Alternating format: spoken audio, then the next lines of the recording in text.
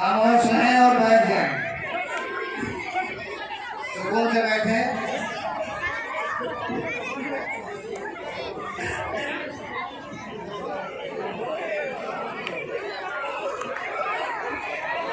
अरे परिंदे को ऊपर चढ़ा लो, देखो गिर न पड़े। बाबा जरा धीरे धीरे।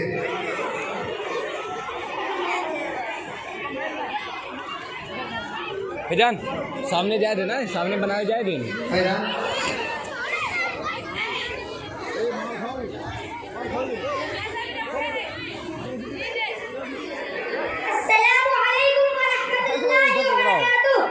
वालेकुम सलाम बेटा। और चचा बताइए, खैरियत तो है ना? हाँ मैं पूछ रहा हूँ, खैरियत तो है ना? हाँ बाबू सब ठीक ठाक है, अल्लाह ताला का करम है, जैसे तैसे कटत है, पक्का आम है, जबे तबे टपक सकित है। एक तो ससुरा मच्छर ईसाई इतना परेशान करता है कि इन्नल की गंदा गर्दी इतना बढ़ गई कि मच्छर तनिए के अंदर घुसावत है। अगर माटी सुलगावत हो वही पास आए बैठ जावत है। इन्नल के तो अच्छे दिन आ गए हैं बेटा, देखा हमारे सब क्या कब अच्छे दिन आवत है। एक तो टेंशन इतना रहत है कि रात भर अंगाही नहीं लागत है। चाचा ये सब छोड़िए, टेंशन तो रहता है, पहले बताइए लाठी और रस्सी लेकर कहाँ जा रहे हैं? अरे बाबू असल बात ये है कि हमें यहाँ से कई जगह जाते हैं, यहाँ से मालेगांव, फिर वहाँ से सटाना, फिर वहीं से इंदौर, फिर वहीं सिल्लोड, फिर वहीं से बस पकड़ के और आगे जाते हैं। बेटा हम तो से कहाँ कहाँ बताएं? चाचा इस उम्र में इतना लंबा सफर ना किया करें, क्या पता कहाँ जिंदगी की शाम हो जाए। बाबू एक बात सुन लो, जैसन हम दिखत हैं वैसन हम नहीं, धोखा ना खाओ। ये बताइए अगर इतना दूर क्यों जा रहे हैं? अरे बाबू रिश्ता खोजे खातिर जाए थे ताकि ब्याह हो जाए। चाचा इस उम्र में शादी पहले बता दे तो यहीं कहीं से करवा देता। अरे दिमाग खराब ना कर, हम अपना ब्याह थोड़े ना खोजे खातिर जाए थे, हम तो अपनी बुढ़िया से खुदा ही अच्छे सागे हैं, हम तो अपनी बिटिया के रिश्ता खोजे खातिर जाए थे। आज का क्या ही लौंडे कहूँ गोदम नहीं करत है, छोड़ा बाबू हमें दे दो। अरे बाबा रुकिए, मैं जानता हूँ आप अपनी बेटी के लिए रिश्ता तलाश कर रहे हैं, लेकिन अब आपको इतना दूर जाने की जरूरत नहीं, आसपास ही में कहीं देख लेते हैं। अरे बाबू कई जगह देख लें, बहुत जगह तो बढ़िया चिट्ठियाँ पक्की हुई गिर रहा है, मगर ससुरे दवाई दे इधर से दवा रहे कि लेडीज के गाड़ी कितना आशिक हो गया है कि लड़की जगह भैंस लायक बांध दो तब कोई फिक्र नहीं। बाबू चले बस ये आई वाली हुई। चाचा ठहरिए, अब आपको इतना दूर जाने की जरूरत नहीं, करीब ही मैं आपकी शादी करवा देता हूँ, आप घबराइए नहीं। अरे बाबू हम तो उससे कहे कि हम अपना ब्याह थोड़े ना खोजे खातिर जाए थे। समझ रहा हूँ, लेकिन आप खुद अपना परिवार वाले लेकर जा रहे हैं। मैं ये कह रहा हूँ वैसे मैं भी एक लड़की की तलाश में निकला था और लड़का हमारे ही रिश्तेदार का है, तो समझ लीजिए रिश्ता पक्का। तो जल्द ही कहीं से मिठाई वगैरह खरीद ले और अभी चलकर छिटाई कर ले, इसलिए कि जब रिश्ता अच्छा मिल जाए तो उसमें ताखीर नहीं करना चाहिए। भाई बात यही कहा था, चिटमंगनी पट गया तो जाओ लड़का वाले बता दो कि मिठाई के इंतजाम करके आई था।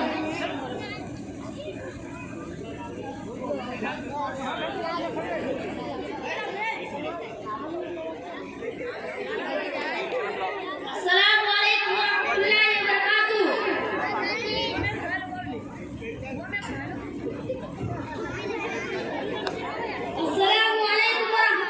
बरकातुहू।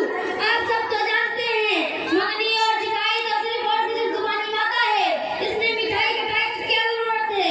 और बात जाहिर तो ऐसे है, अगर चिकाई में इनकी सोच से रकम और मिठाई कम कर दी जाती है तो जगुआ करने लगते हैं और बात तो रात रात भी करने लगते हैं। अगर मेरा बेटा 10 दिन का 1000 मिला था, 10 किलो मिठाई मिला था, वो भी बालूशाही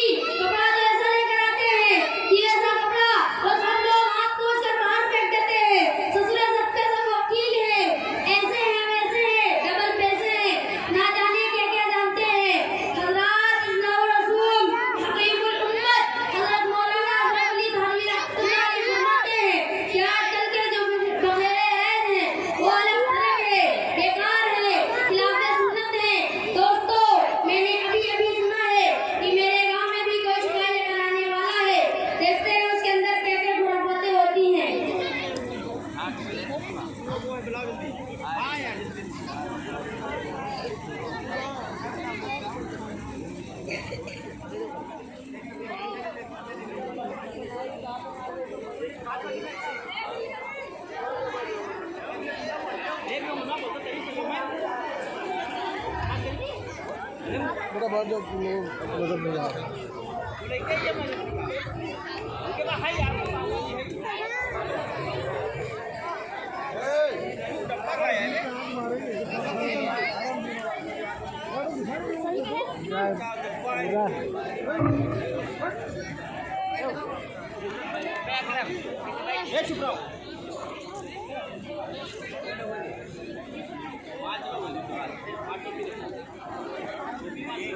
कारी साहब पाँच में भी ज़्यादा हुई है।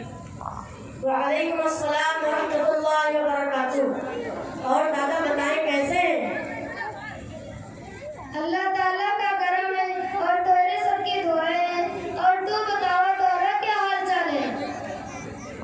हम भी ठीक ठाक हैं। तो चलो जल्दी से कुछ लेन देन की बात हो जाए।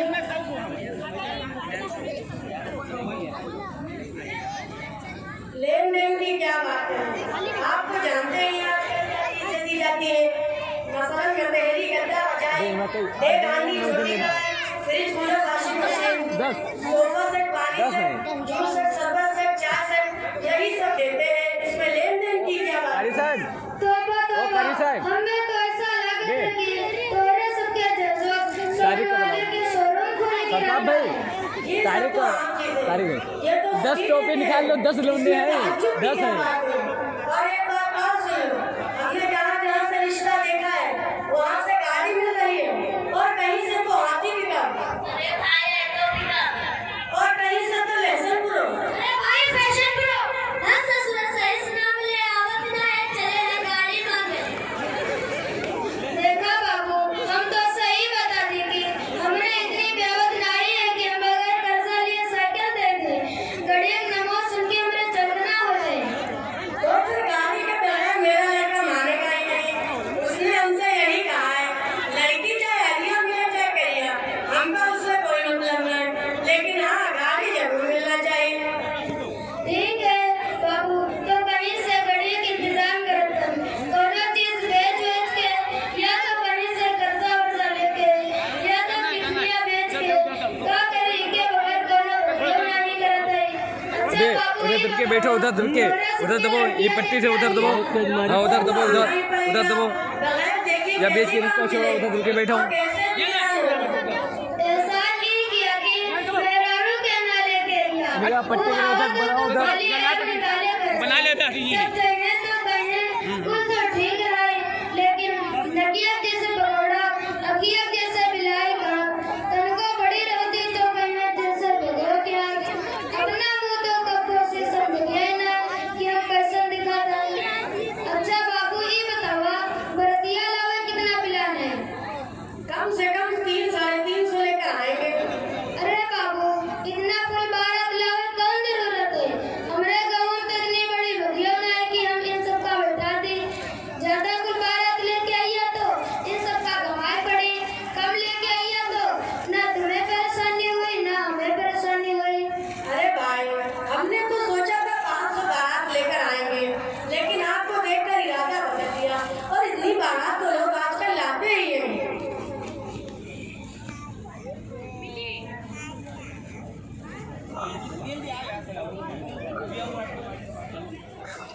बंद करो इन खुराफातों को। आप लोगों ने शादी को एक मुश्किल तरीन मसला बना लिया है। ऐसा लग रहा है आप लोग शादी नहीं सौदा कर रहे हैं। मेरा भाई खुद तो शर्म करो, देखो हम सब मुसलमान हैं। अरे भाई, लड़के की परवरिश करने में कितना वक्त लगता है और कितनी मेहनत लगती है, तब जाकर ये इतना बड़ा होता है। जब पैदा हुआ था तो कितना छोटा था, तुम्हें क्या पता? तो क्या लड़की इतनी बड़ी पैदा होती है? लड़की के माँ बाप मेरे से नहीं पाते, बल्कि आज के फितन दौर में लड़की के मनिस्बत लड़की की परवरिश करना और ज्यादा मुश्किल हो गया है। अरे भाई, हमने तो उसी चीज की मांग की थी जो आमतौर पर दी जाती है और जिनका देने का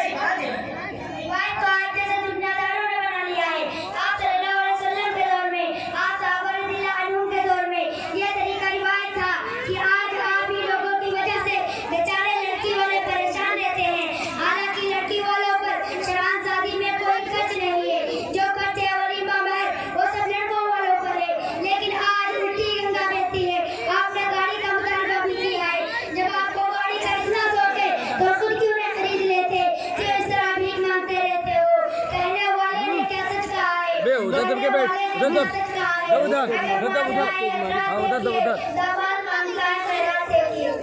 अरे भाई हम गाड़ी कहाँ से खरीद ले?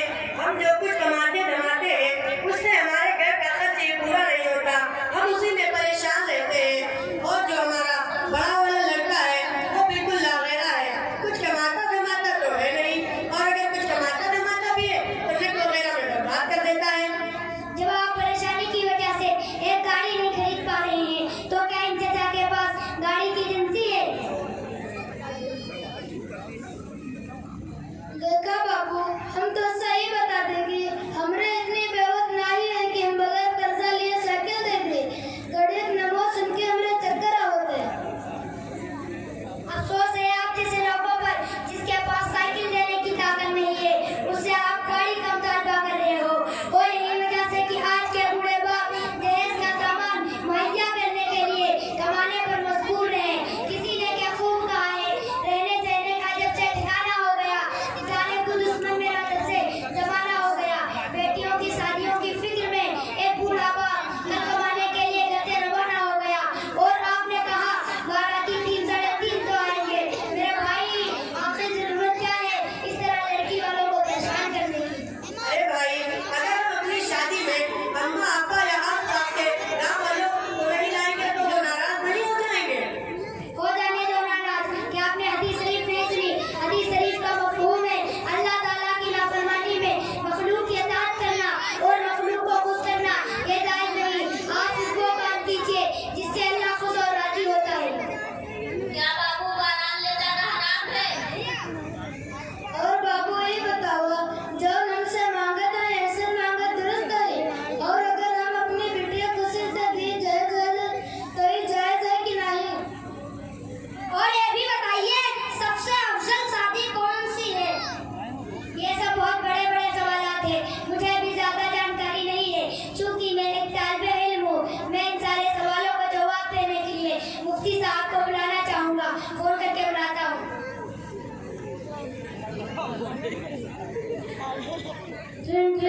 अस्सलाम वालेकुम वरहमतुल्लाहि वबरकातुहू। वालेकुम अस्सलाम व रहमतुल्लाहि व बरकातुहू। और मुफ्ती साहब खैरियत से हैं? अल्हम्दुलिल्लाह। आप इस वक्त कहाँ पर हैं? मैं एक मीटिंग के लिए बाहर जा रहा हूँ।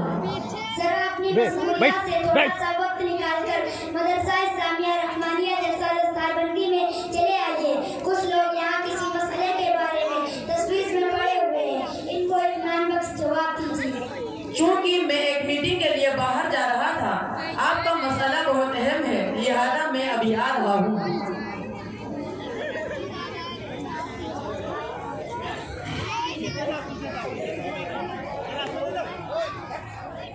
भैया मौलाना साहब आए थे। मौलाना साहब, हाँ मौलाना साहब।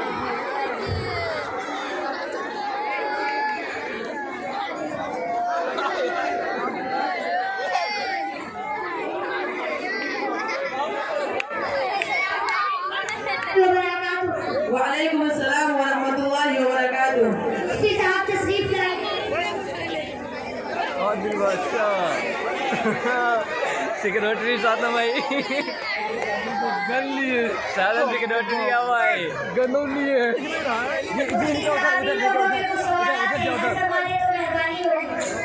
हाँ भाई बताइए क्या बात है? बैठ बैठ बैठ।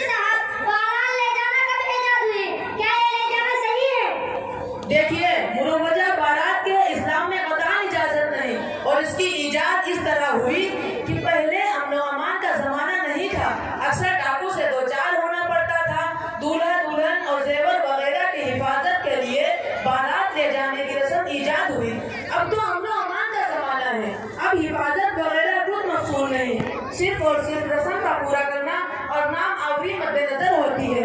इसके अलावा और बहुत सारे मफासिद इसके अंदर पाए जाते हैं, मसलन रियाकारी, तफाखुर, 20 कहकर 40 का आ जाना, लड़की वालों का परेशान होना, खाने के मायार का मुतय्यन करना वगैरह। इसलिए सरासर गलत और गैर इस्लामी है। आज इस रस्म ने मुसलमानों को तबाह कर डाला है, इसीलिए हमारे मंगनी को छोटी नियामत, बारात को बड़ी नियामत कहा करते हैं। देखिए, आप सल्लल्लाहु अलैहि वसल्लम ने सैयदतुन निसा का निकाह इस तरह किया।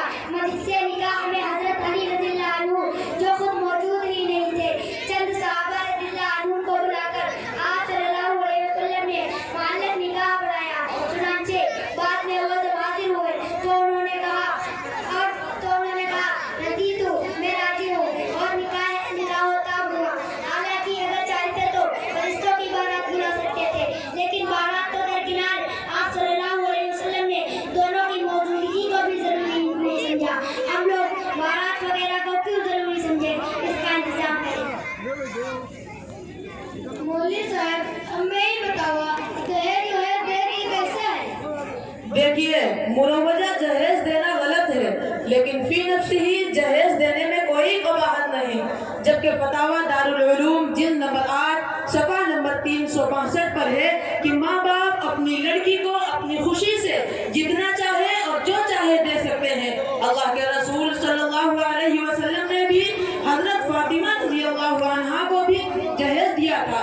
हजरत मौलाना अशरफ अली थानवी रहमतुल्लाहि अलैह अपनी किताब इस्लाहुर रसूम के सफ़ा नंबर 93 पर रकम दराज है कि सैयदतुन निसा का जहेज ये था 2 चादर यमनी, 2 निहाली यानी रजाई, 4 कत्ते, 2 बाजूबंद चांदी के, 1 मशकीज़ा, 1 कमली, 1 तकिया और 1 प्याला और 1 चक्की।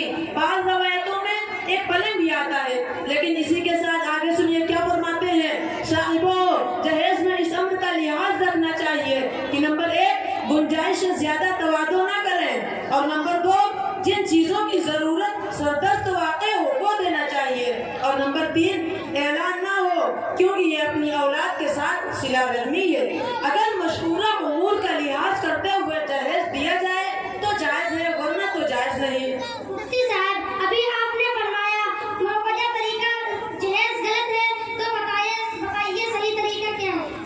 हज़रत मौलाना अशरफ अली थानवी रहमतुल्लाहि अलैह फरमाते हैं कि लड़की को जो कुछ देना हो उसके रुखसती के वक्त नहीं देना चाहिए, क्योंकि वो उसको देना नहीं, वो तो सास ससुर को देना है। सही तरीका ये है कि सरदस्त अपने घर रखो और जब लड़की खूब घुल मिल जाए और अपने घर वापस आए तो ये सब सामान उसके सामने रखो और कहो ये सब चीजें तुम्हारी हैं। यही सही तरीका है, लेकिन इस तरीके को कोई नहीं अपनाता, हालांकि सही तरीका यही है।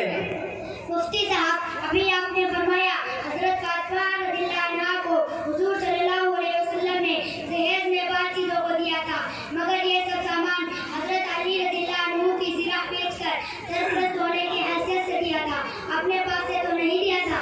देखिए मुफ्ती शब्बीर अहमद साहब कासिमी फतावा कासिमी जिल्द नंबर 12 सफ़ा नंबर 602 पर तहरीर फरमाते हैं कि ये आपका कहना सही नहीं है कि अल्लाह के रसूल सल्लल्लाहु अलैहि वसल्लम ने हजरत फातिमा रज़ियल्लाहु अन्हा को जहेज का सामान हजरत अली रज़ियल्लाहु अन्हु की ज़िरा को बेचकर दिया था, बल्कि अपने पास से दिया था और हजरत अली रज़ियल्लाहु अन्हु की ज़िरा की कीमत मेहर में दिलवाई थी। मुफ्ती साहब, जहेज का मुतालबा करना कैसा है? फतावा कासिमी जिल्द नंबर 12 सफ़ा नंबर 404 पर है कि लड़के वालों का शादी ब्याह में जहेज का मुतालबा करना नाजायज और हराम है और इस तरह से भीख मांगना घटियापन है। सेक्रेटरी है मौलाना साहब। मुफ्ती साहब, निकाह का सुन्नत तरीका क्या है? किताबुल नवाज़िर जिल्द नंबर 8 सफ़ा नंबर 8 पर निकाह के अव्वलीन सुन्नत ये है कि रिश्ता करते वक्त दीनदारी को बुनियाद बनाया जाए और उसके बाद सादगी के साथ तकरीर की जाए, फजूल खर्ची और नामोनूर से मुकम्मल एहतराज किया जाए और बेहतर यह है कि निकाह मस्जिद के अंदर मुनाक़िद किया जाए और उसका बाकायदा ऐलान किया जाए। हस्ब इस्तिताअत शुक्राने में वलीमा किया जाए। याद रखें, जिस शादी में जितना कम खर्च होगा वो उतनी ही बरकत वाली होगी। हदीस शरीफ का मफहूम है सबसे बरकत वाला निकाह वो है जिसमें कम से कम खर्च हो।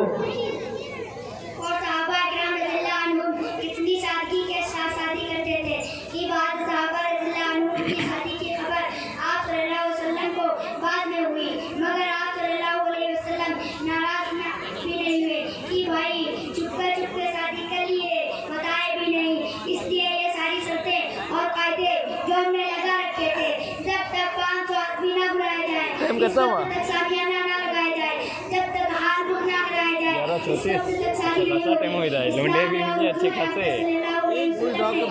चीजों का दस्तूर नहीं था ताकि निकाह आसान कर दिया जाए। इंसान जिस चीज की ख्वाहिश के लिए गलत रास्ते तलाश ना करे, लिहाजा हमें चाहिए कि मुरव्वते तरीका जहेज शादी ब्याह में होने वाले खुराफातों और रस्मों से इज्तिनाब मुकम्मल कर ले, वरना हमारा माशरा दिन ब दिन शादी ब्याह की वजह से मजीद तबाह और बर्बाद हो जाएगा। मुफ्ती साहब, आपका बहुत बहुत शुक्रिया। आपने हमारे सारे सवालों का जवाब तजल्ली बख्श और भलाई के साथ दिया। इंशाअल्लाह हम अपने बच्चों को गैर इमदादी तरीकों से जितनाब करते हुए शरई शादी करेंगे और दूसरों को भी इसकी तरगीब देंगे। मुफ्ती साहब,